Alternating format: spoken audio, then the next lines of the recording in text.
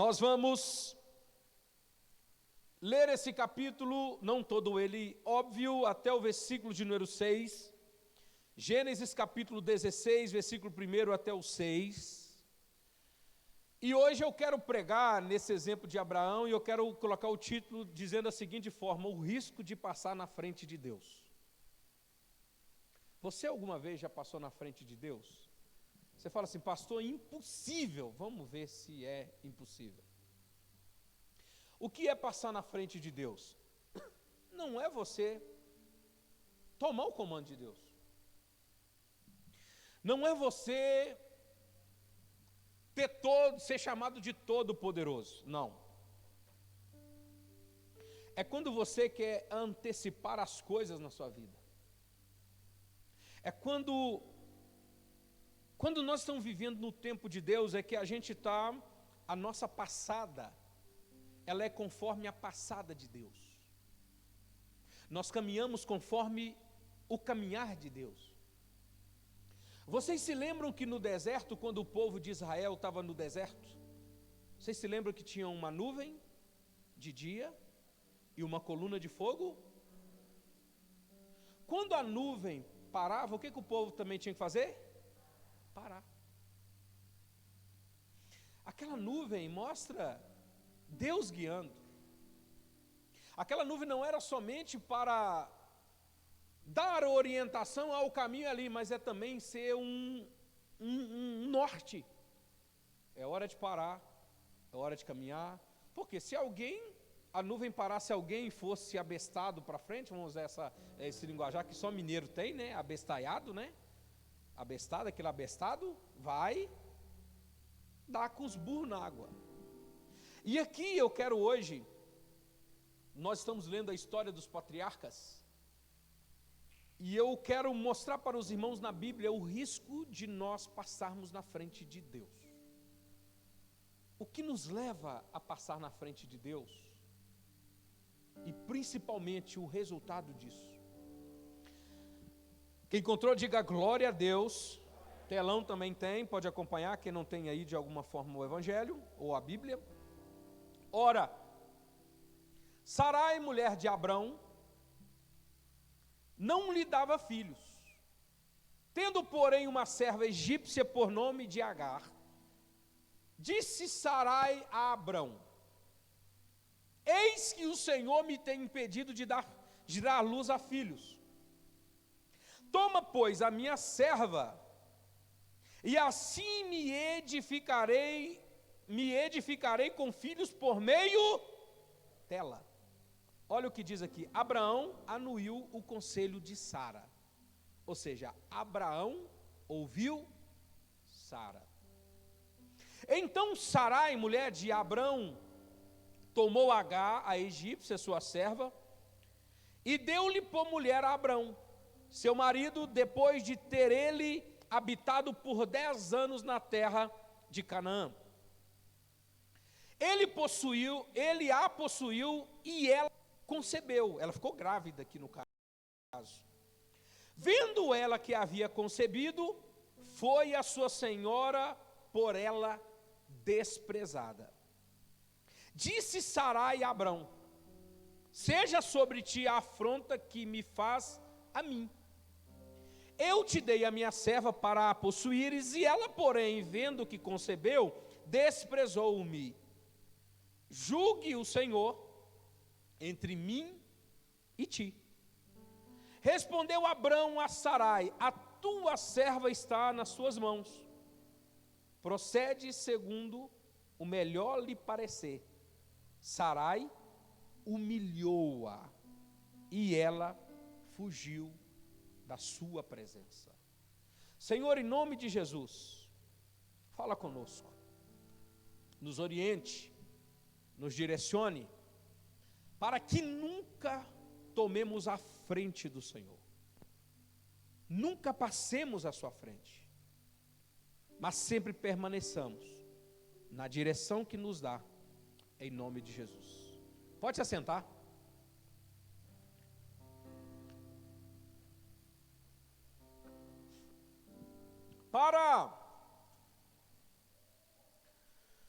O melhor entendimento desse capítulo 16, é importante, eu poderia pregar o capítulo de número 15 separadamente, mas eu preferi usá-lo como pano de fundo.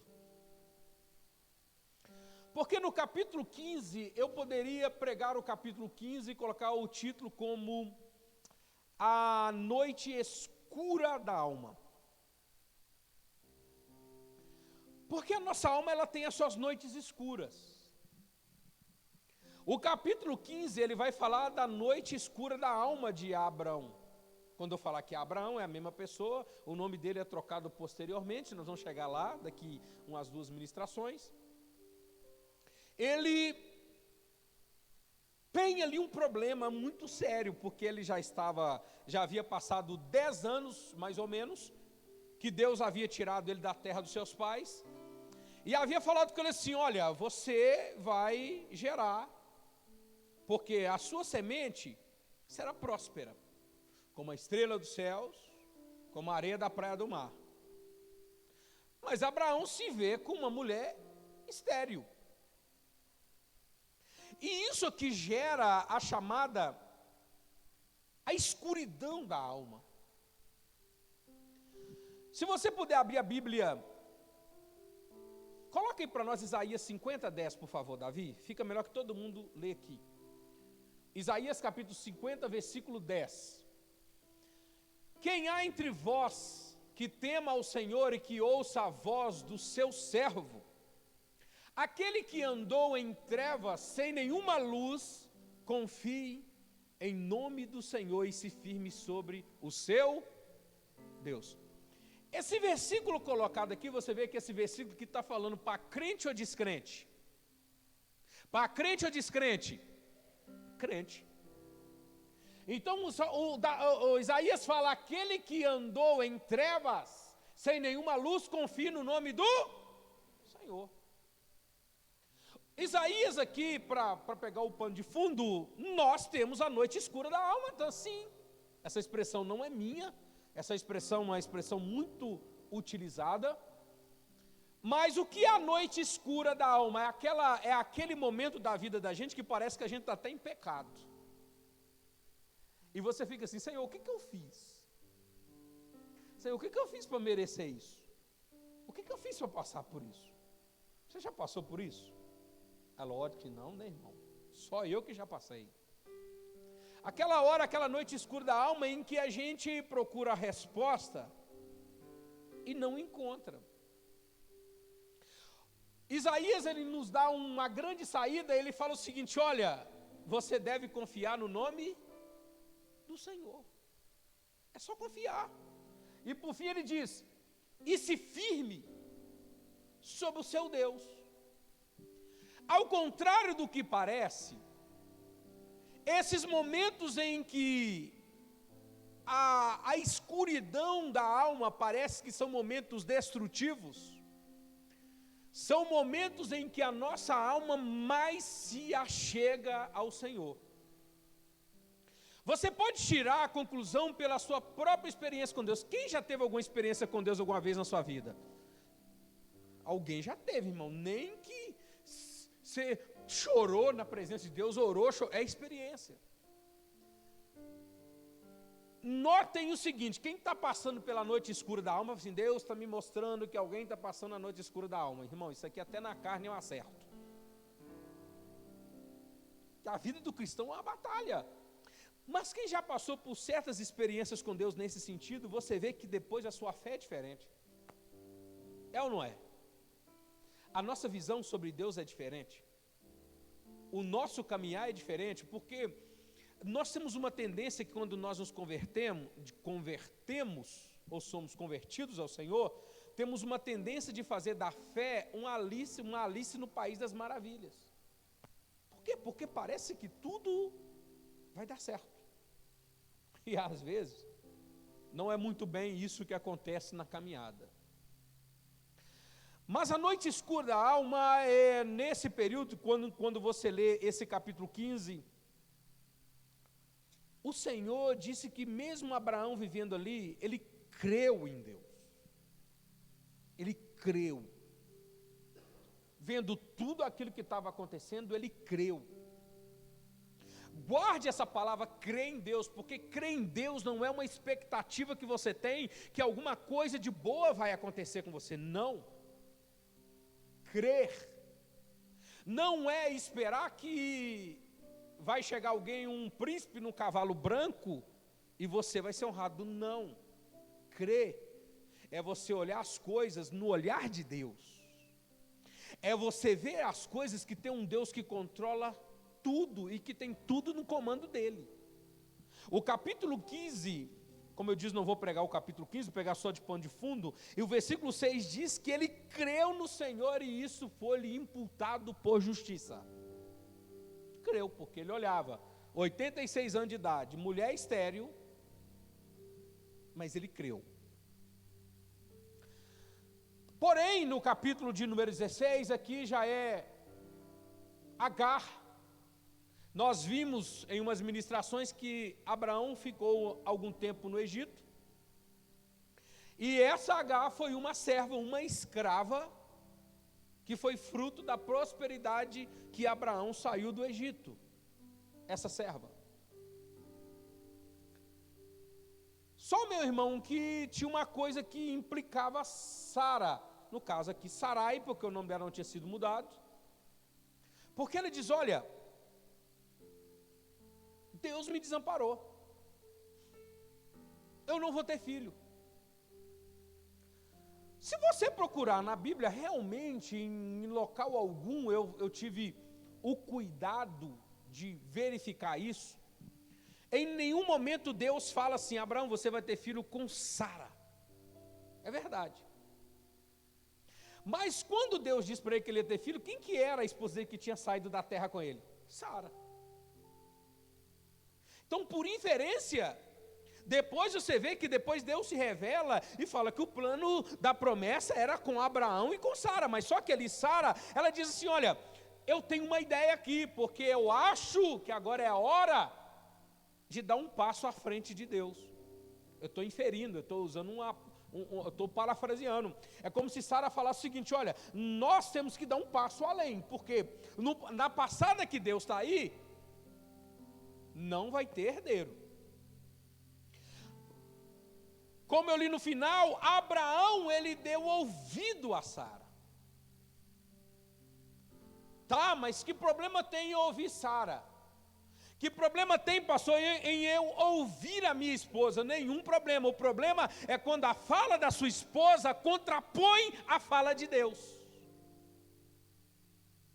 O erro de Adão não foi ouvir Eva, o erro de Adão foi ouvir Eva não sabendo, ou sabendo, é lógico que está sabendo, que a fala de Eva estava contrapondo a fala de Deus. Não tem nenhum problema aqui, isso não é machismo, não é vituperando ou humilhando as mulheres, ou vice-versa, que a voz do homem não é importante. O problema é dar ouvido ao cônjuge, quando a fala do cônjuge está contrapondo, ou está indo contrário à fala de Deus. Foi a fala de Sarai. Ela falou, olha, tenho uma ideia. A minha serva aqui, e notem que naquele tempo isso era normal. Era como se estivesse dando a serva. Você vê que isso aconteceu com Jacó. Jacó não teve filho só com Leia e com Raquel. Teve filho com as servas também. Só que as servas não eram chamadas de esposas. Eram chamadas de servas, concubinas, e não esposas. Mas era comum, mas aqui até então era comum alguma coisa, mas não seria tão comum, porque ela estava dando um passo na frente de Deus. Ela não estava dando para Abraão uma mulher para ter filho, ela estava dando uma mulher para Abraão para ter filho, para que através daquele filho viesse a promessa que Deus havia planejado. Está entendendo aqui o negócio, irmãos? Porque Abraão teve outras mulheres depois que Sara morreu. Teve mais filhos, não teve nenhum problema. O problema todo estava em o seguinte, Abraão, eu não vou conseguir te dar o filho da promessa que Deus tem. Então eu tenho uma ideia. A minha ideia é, pega Agar e tem um filho com ela, e para que não seja Eliezer, que era o servo de Abraão, então ela vai te dar o filho da promessa. Mas o filho da promessa que Deus tinha era com Agar? É por isso que Isaac é chamado do unigênito, em detrimento de Ismael ser mais velho. Porque Deus, você vai ver o bololô que esse negócio se tornou, o que é dar um passo na frente de Deus. Você vai entender que tem problema, esse problema eu estou falando aqui de 1.800 anos antes de Cristo, mais ou menos 4.000 anos antes, e tem um problema que hoje é real. Daqui a pouco eu vou falar da profecia de Deus para Agar, aqui você vai entender. Abraão pareceu-lhe muito bem aos seus olhos fazer isso. Eu anotei uma frase aqui do Vince Horner. Ele disse o seguinte: o desvio é sempre pior do que a estrada principal. Se o desvio fosse tão bom, o desvio ele teria que ser o quê? A estrada principal. Vamos desviar aqui. Irmão, algum bendito abençoado já falou com você, vamos quebrar um caminho aqui, e você deu com os burros na água? Tem um caminhozinho ali que corta um atalho ali, alguém já quebrou a cara com isso. Não tem um caminho que eu conheço aqui, um caminhozinho que é uma estradinha purinha de terra, daqui a pouco você está com um carro agarrado no meio da estrada. Isso não aconteceu com vocês não, né? Você já lembra, já até arrepia, misericórdia, pastor, me lembro, não, vou orar para sarar a sua alma, tá, irmão? Se o desvio fosse o melhor caminho, ele seria o caminho principal. Guarda essa fala. Guarda essa frase. Você está procurando desvio, irmão? Se o desvio fosse o melhor caminho, Deus tinha colocado ele como caminho principal. Mas a gente quer desviar caminhos. Meu irmão, lembro até hoje, só que a gente caiu de gaiato, né? Estavam eu mais 3 professores indo para Pindamonhangaba, nunca tinha ido para São Paulo até então. Passamos ali por Caxambu, quem conhece ali sabe mais ou menos o que eu quero dizer. Sabe que Pindamonhangaba passa por ali, tinha um caminho mais fácil, mas enfim, não tinha GPS, o GPS era Jesus vai na frente e as plaquinhas verdes. Só sei que em Caxambu, que é tanto de carro e nós indo lá, só que nós entramos num lugar que eu vi que os carros tudo sumiu, maravilha. Gente, mas que tormenta, eu achei que eu estava indo por... Entendeu o que eu quero dizer, né? O negócio não acabava não, e o carro, nós estávamos andando com carro de primeira. A buraqueira, aqueles asfalto velho. Na hora que apareceu um caminhão de madeira, morremos. Tem hora que a gente entra para o caminho que parece que é o caminho, não, ali é um atalho. Se o atalho fosse o melhor caminho, ele seria o caminho principal. Se esse fosse o caminho principal que Deus tivesse para Abraão, seria o caminho que ele tinha mandado Abraão seguir. Mas foi Deus que mandou Abraão seguir esse caminho? Não, cuidado com os atalhos, irmãos. Eu vou repetir porque o chicote de Jeová está comendo no lombo aí. Cuidado com os atalhos. O diabo gosta de pegar os crentes no atalho. Amém? Pode falar misericórdia que vale também. Abraão fez o quê? Ouviu Sara, beleza, Sara, vamos resolver esse problema aqui, porque já tem 10 anos aí que Deus falou e nada acontece, eu estou ficando velho, e acho que Sara olhou para Abraão, Abraão, você já está no limite de não aguentar mais nada. Está entendendo? Quem é casado aqui acima de 18 anos entendeu. Você tampou o ouvido aí, tá, meu irmão?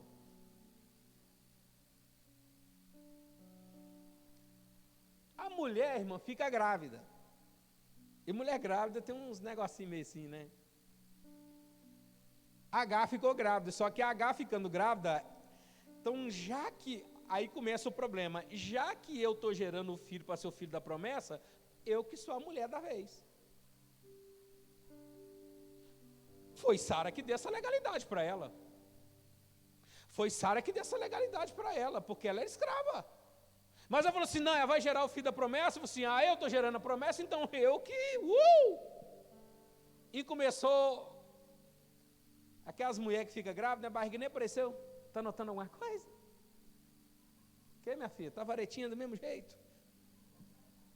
Viu nada diferente?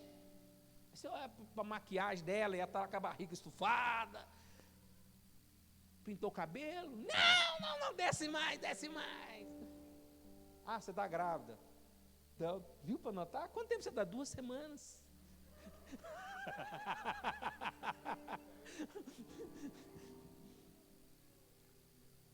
Ela, meu filho, ela estava passando, ela estava desfilando na frente de Sara, assim, tipo assim, eu estou grávida. E aqui o texto diz que ela começou a desprezar Sara. Você está vendo o que o atalho leva a gente, irmão? Só a humilhação. Só a humilhação. E começou a humilhar ela, começou a humilhar por quê? Eu estou grávida. Até que uma hora, olha olha a fala de Sara, que é aqui chamada de Sarai, disse Sarai a Abraão, seja sobre ti a afronta que ela faz a mim. O homem colocando o homem no meio da confusão agora também foi dar ouvido à mulher ao invés de dar ouvido a Deus. Agora eu te dei por minha, eu dei ela por minha serva para possuir. E ela está me desprezando. Abraão falou assim, você resolve o seu problema com ela. A Bíblia diz que Sara começou a humilhá-la. E ela fugiu de Sara. Fugiu porque, por certo, a humilhação era muito grande. Ela era uma escrava. Estava carregando um filho de Abraão. Só que aqui que começa todo o enredo, começa toda a problemática. Porque todo o atalho da vida, uma hora a gente tem que encontrar o caminho principal. Mas o problema é que quando você chega no caminho principal, aquele atalho ele pode deixar muitas marcas na sua vida. Aquele caminho que você está querendo cortar, ele pode deixar em você cicatrizes ou até mesmo o tombo que você toma ali, muito sério. Muito sério. Mas notem aqui que agora o que acontece? Coloca ela para fora, por quê? Começa a humilhá-la, uma situação que eles mesmos criaram, a gente que está passando na frente de Deus. E tem coisa que o diabo está jogando na cara de pessoas hoje, eu pego essa fala aqui, para você entender, porque você passou na frente de Deus. E hoje o diabo ri da sua cara, hoje tem situações que você tem que conviver com ela, porque você deu um passo na frente de Deus. Por quê? Porque eu não quero esperar Deus fazer, eu não aguento mais esperar Deus fazer. Meu irmão, a fala que os pastores em geral, eu presumo assim, que mais escutam é essa fala, pastor, eu não sei mais o que fazer. Então não é para você fazer, é para Deus fazer. Mas na hora em que a gente não tem mais nenhum controle das coisas, na hora que o dinheiro seu não resolve mais nada, que a sua influência não resolve mais nada, a gente entra em parafuso. E quando eu falo para o irmão, senhor, meu irmão, agora é só Deus, era para ser uma palavra de fé. A pessoa fala assim, é só Deus. Tipo assim, agora tira o seu time de campo, porque agora é só Deus que vai fazer. Aí é nessa hora que você fica assim, ai, prova que não passa. Aí de repente a oportunidade que você tem, você toma uma decisão, seja como esposa, seja como marido, seja como filho, seja como namorada, seja como noivo, noiva, namorado ou namorada, se precipita. Por quê? Porque você não está conseguindo esperar Deus fazer. Você não está conseguindo esperar Deus fazer alguma coisa. Irmãos, e tem hora que eu me lembro agora, me recordo agora que meu menino hoje, sabe, meu menino, né, de 18 anos de idade, menino, ele tinha uns 3 anos de idade. Me marca muito meu filho quando ele era pequeno. As experiências que nós tivemos com Deus, até hoje, né? Mas cresce e fica, Senhor, você precisa de fogo na vida, filho. E ele, minha esposa, nós passamos por luta, só que a gente amadurece, não para de lutar, meu irmão. A luta sempre vem, só que a gente amadurece com a vida. Demos uma ocasião, a gente, chefe de família, você quer avançar em alguma coisa na vida e a coisa parece que está travado. Eu recordo como se fosse agora, o meu filho estava pequenininho, estava cantando uma música que o ciclo de oração da igreja cantava, e estava assim: as muralhas, as muralhas, as muralhas irão cair. Até aí tudo bem. Só que foi a fala da minha esposa que me deu sabe quando você parece que você é transpassado? Porque a mulher solta uma angústia que está dentro da alma dela, assim: Senhor, que dia que essa muralha vai cair? Aquilo ali, o meu coração ficou como que diz assim: Senhor, eu não poderia ter deixado isso acontecer. Não, mas eram situações da vida que a gente tinha que passar.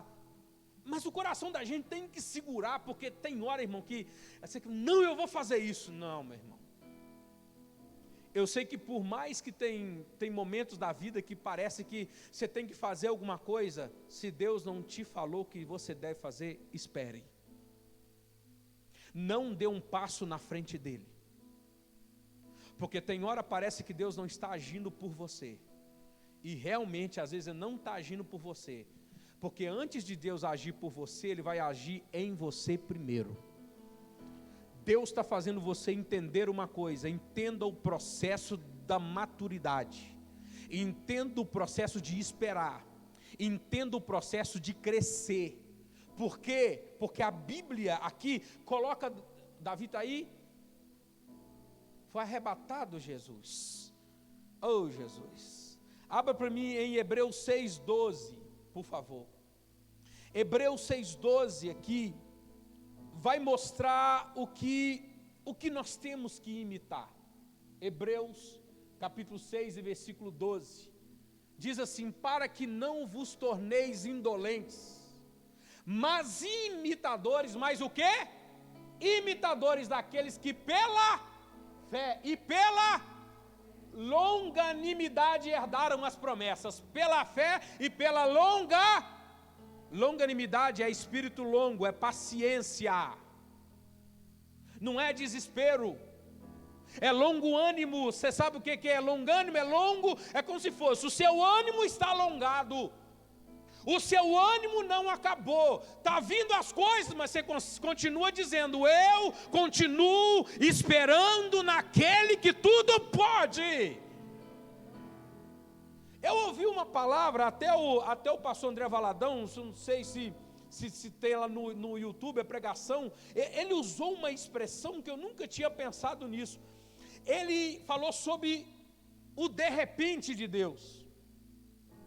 É a mesma coisa assim, muito tempo que você não vê alguém te viu 10 anos atrás, numa situação, e hoje te vê em outra condição. Vamos usar um exemplo materialmente falando. De repente você comprou um carro novo. De repente, não, o de repente dura tempo, irmão. Porque até você chegar naquilo ali, nunca ninguém viu o caminho que você passou. Ninguém viu as lágrimas que você derramou. O pessoal só vê que você tem uma casa boa hoje, uma família abençoada, e acha que, de repente, não! Foi longanimidade, paciência e fé, e esperou no tempo de Deus. O tempo de Deus chegou, e você continuou no caminho, não pegou atalho, continuou no caminho. Tem uma palavra para você aqui: na hora em que Deus disser que essa luta acabou, ela vai acabar. Na hora em que Ele disser que Ele vai te dar vitória, Ele vai te dar vitória. Na hora que Ele fizer, Ele vai fazer. Vai fazer. Vai fazer. Queridos, isso é tão prático. Eu uso esse exemplo, ou seja, eu falei daquela experiência minha, da minha esposa. Nós estávamos morando de aluguel na época. Eu estudando, meu irmão, eu escolhi fazer seminários 4 anos, trabalhar terceiro turno de uma empresa 5 anos, por causa de um chamado de Deus. E a minha esposa comigo, mas tinha hora que você falava assim: poxa, eu poderia ter escolhido estar na casa própria, mas por ter escolhido estar estudando pelo reino de Deus, eu não estou na casa própria. Entendeu? O de repente. Até que um dia eu lembro que um amigo meu, eu estava construindo a minha casa no lote que posteriormente eu comprei, e já tinha uma casa onde eu estava morando nela. Esse meu amigo de empresa me acompanhava desde essa época, a gente trabalhava muito tempo junto. Ele virou para mim e falou o seguinte, não, eu estou mexendo na casa, nossa. Ele virou para mim e falou assim: Alisson, Quem diria que poucos anos atrás você estava morando de aluguel, hoje você tem 2 casas. Ele olhou para mim e falou assim: de repente você tem 2 casas. Não. Ninguém passou pelo caminho que nós passamos. Ninguém passou pela rota que nós passamos. Ninguém viu tanto que nós choramos. Mas debaixo de uma promessa, debaixo de uma palavra, porque Deus um dia, eu conto isso para aumentar a sua fé, porque eu recebi uma palavra de Deus no final do ano de 2007. Em 2007 eu estava morando de aluguel, irmão. No final de 2007 eu recebi uma palavra de Deus. Esse ano de 2008, você vai prosperar de uma forma sem precedente. Meu irmão, aquele ano, no dia 1º de dezembro de 2008, eu quitei o lote que eu estava pagando lá no bairro. E dia 15 de dezembro eu comprei a casa num condomínio e paguei. Eu estou falando, não estou falando o que Deus faz. E com 6 meses eu paguei a casa, meu irmão. Sabe o que eu tomei posse? Tem coisa que você quer quebrar, atalhar. Deus está mandando eu falar isso com você aqui hoje. Não tome atalho, porque no caminho que você está, Ele já destinou a promessa que Ele tem na tua vida. Ele já marcou o ponto da tua promessa. Não passe na frente dele. Por mais... E segura isso aqui, que isso aqui está queimando a minha alma. Por mais que está com vontade, eu não aguento mais ver minha esposa chorar, não aguento mais viver essa situação, eu quero dar um passo. Não dê um passo na frente de Deus. Não dê um passo na frente de Deus. Essa lágrima que está convivendo com ela agora, ela tem tempo curto, ela vai passar. O choro dura uma noite inteira, mas a alegria, ela vem pelo amanhecer. Aleluia. Recebe essa palavra, meu irmão. Eu não planejei te dizer isso aqui, Deus marcou para te dizer isso aqui. Não atalhe caminho, fique no caminho que Ele... Seja chorando, não interessa. Seja esperneando, não interessa. Mas fique ali, não quebre caminho, porque é nos atalhos que o diabo te derruba. Fique no caminho, agarrado com o Senhor. Senhor, tem misericórdia, fica pertinho dEle, porque é Ele que vai te conduzir a passos verdejantes. Se você está perto de alguém, tem liberdade com ela, vira para ela e diga assim: o Senhor te acompanha no caminho, mas não te acompanha no atalho. Está suficiente? Acabou, foi para o atalho, andou sozinho. Amém? Tem gente aqui ainda? Só que Agar, ela foge da sua senhora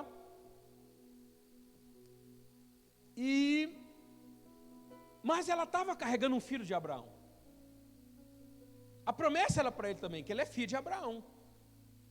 Então a descendência de Abraão seria próspera, seria grande. E ele encontra o Senhor. Ele chega para Agar no versículo 10 e diz assim: disse-lhe o anjo do Senhor: multiplicarei sobre modo a tua descendência de maneira que será numerosa e não poderá ser contada. Veja aqui que era o Ismael que nasceria. Disse ainda o anjo do Senhor: concebeste e dará à luz a um filho, a quem chamarás Ismael, porque o Senhor te acudiu na tua aflição. Olha a palavra do Senhor aqui: ele será entre os homens como um jumento selvagem. A sua mão será contra todos e a mão de todos contra eles. E habitará em fronteiras e todos os seus irmãos. O Senhor falou que, olha, ele vai ser grande. Mas você sabe quem é a descendência de Ismael? Os árabes. Você sabe qual que é a religião oficial dos árabes? O islamismo. Você vê aquela briga lá no Oriente Médio entre árabe e israelita, de vez em quando, lá, principalmente na faixa de Gaza, lá o pau quebra. Agora, recente, teve esse problema. Você viu o que é dar um passo na frente de Deus? Você viu o que é dar um passo na frente de Deus? Você viu o que é dar um passo na frente dele? um problema de milênios. E não obstante a isso tudo, sabe quem que os árabes atribuem a promessa? Não a Isaac, a Ismael. Eu já tinha estudado, mas quando você tem a oportunidade disso, é curioso. Eu perguntei a um guia nosso lá em Istambul, na Turquia, o Ali, não Ali Babá. Chamavam ele de Ali Babá, e eu não sou Ali Babá, sou Ali somente. E ele é muçulmano. Perguntamos assim: Ali, a quem vocês muçulmanos atribuem a promessa? Eles dizem: a promessa de Deus é para Ismael e não para Isaac. Os muçulmanos, você sabe por que aquela mesquita de Omar, aquela mesquita que está lá em Jerusalém, onde era o templo, sabe por que os judeus não atiraram? Ali é o terceiro lugar mais sagrado para os muçulmanos. O primeiro é Meca, segundo Medina, e o terceiro ali em Jerusalém. Porque ali, segundo os muçulmanos, Maomé foi assunto ao céu e recebeu o Alcorão. Ali dentro daquela mesquita está a pedra que, segundo os muçulmanos, Abraão ofereceu Ismael em sacrifício. Para o muçulmano, até para Abraão vai muito bem. Mas eles carregam, a promessa é nossa. A promessa não é de Isaac. Você está vendo o que é passar na frente de Deus? Um problema que eu estou falando é que são 4.000 anos. Claro que a religião islâmica é uma religião que data do 7º século, o ano 600 depois de Cristo. Uma religião aparentemente nova, mas uma religião que está invadindo a Europa, principalmente invadindo tudo, dizendo que só Maomé é o profeta de Deus. E não que Jesus é o Senhor. Eu estou dizendo isso aqui, não estou falando algo cultural para você entender o que é dar um passo na frente de Deus. O que é dar uma passada na frente de Deus? Você pode deixar consequências irreversíveis. Você pode dar um passo, você pode conviver com consequências por resto da sua vida. Eu entendo que essa palavra que veio para pessoas entenderem. Viva com Deus agarradinho com Ele, não erra mais.